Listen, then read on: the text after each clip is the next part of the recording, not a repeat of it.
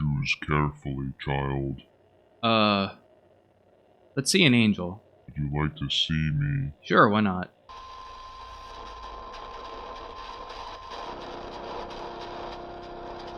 I have grown to hate you so much. You have set me free.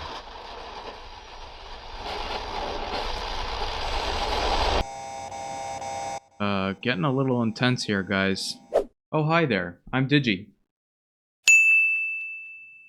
Do you like weird indie games? Sure, we all do. Some of my favorite gaming experiences come from the weird, wacky, strange, and unusual indie games buried in the cellars of the internet.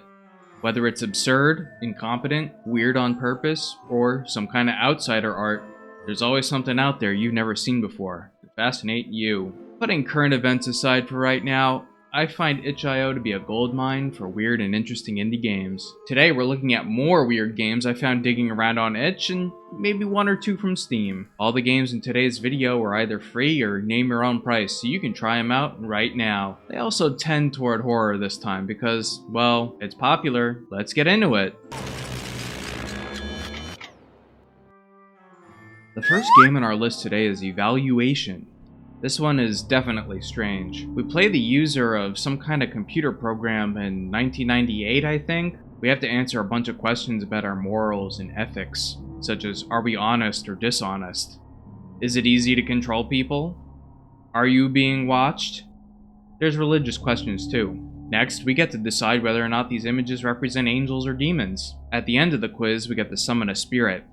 I got Samael twice, but I think there's more than a few others out there based on how you reply. I'm not sure. It says it's an angel, but I don't know. That's weird. What do you mean you're tracking eye movement? Can this thing see VTube Studio? Then, based on how we speak to the angel, we see a vision or something. I think our soul is doomed, Chief. This game is actually pretty creepy. Definitely play this at home alone in the middle of the night. You won't be disappointed. Now here's a weird one. It's called Lacey's Flash Games. The interesting thing about this one is that it plays in more than one window. This makes it borderline impossible to capture nicely if you're streaming, but it can be fun to play casually. Turns out this one is a demo. The full game isn't out yet. This is a creepy take on some of those Flash games for girls from back in the day. Dress-up games, that kind of thing. Looks like this girl's got a stalker. Look, I'm not making you go anywhere. I'm just picking out your outfit. Oh no. Ooh, no. Oh no. There's this pet shop game too, but I couldn't figure out how to get it to actually advance. If you figure out what I'm doing wrong here, please let me know. Overall, it was a pretty good experience though. Next up, VHS 1986. I really wonder when we're gonna stop doing 80s homages.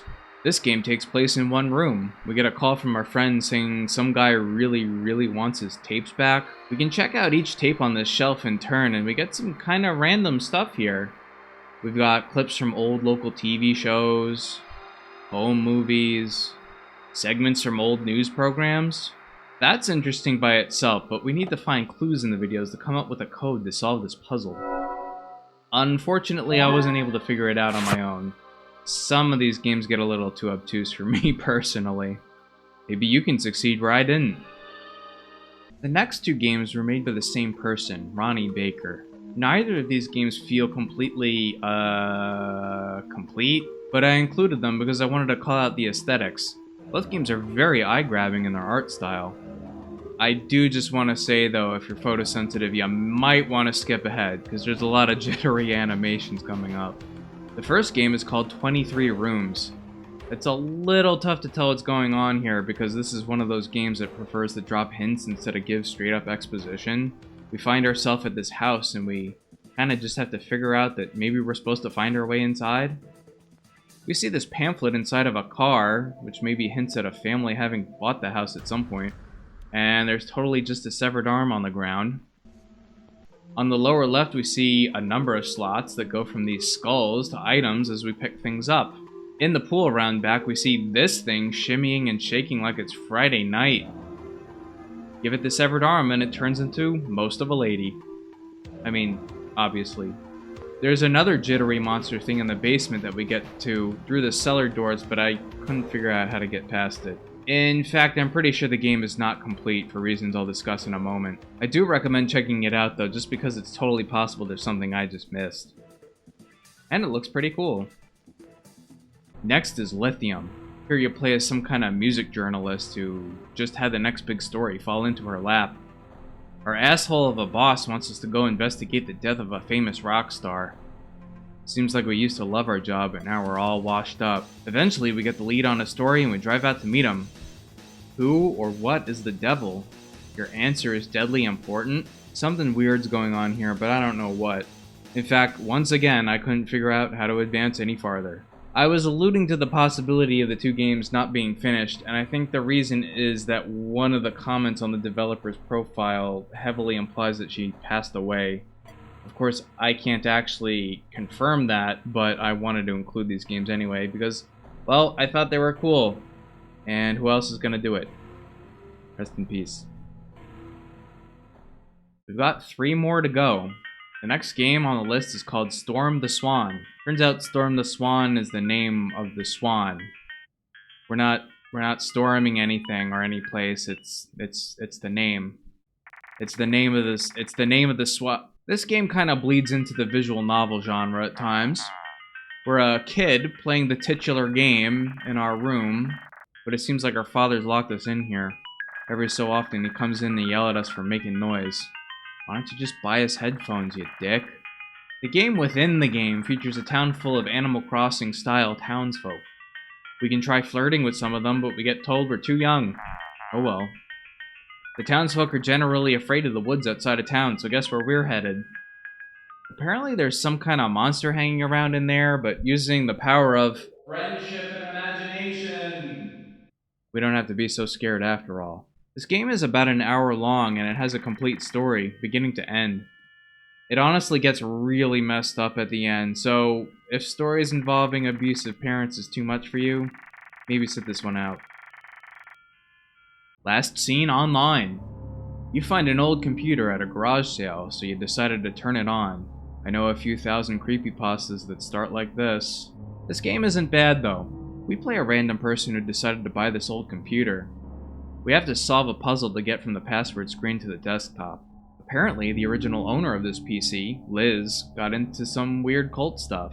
Piecing together clues from the programs and files on the computer, we investigate a spooky ritual she got involved in. This Orion guy doesn't believe that we're the original owner. So, we have to determine the order of operations we took during the ritual by checking out the music on the PC. Eventually, we gain access to a sandbox MMO she used to play and find our way to a map specifically made by this creepy group. I won't spoil anything, but this game succeeds in making you feel like a detective. I recommend it for the puzzle enjoyers out there. Alright, last game. Antumbra. This is a bit of a troll game. It's a horror game that has that old Newgrounds style energy. I mean, look at it.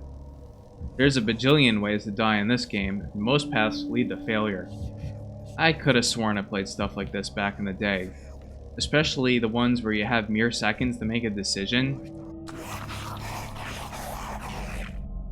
Ugh, screw off, would ya?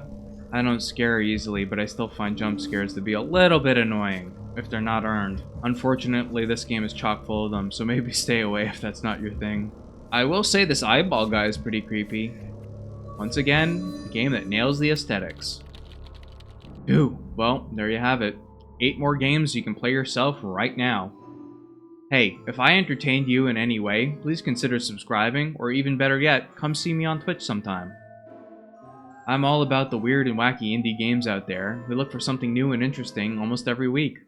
Last month it was Christmas in July, but I've done owl games for the Super Bowl or RPG Maker nights before. Do you know a weird game I might like? Let me know in the comments below. See you next time.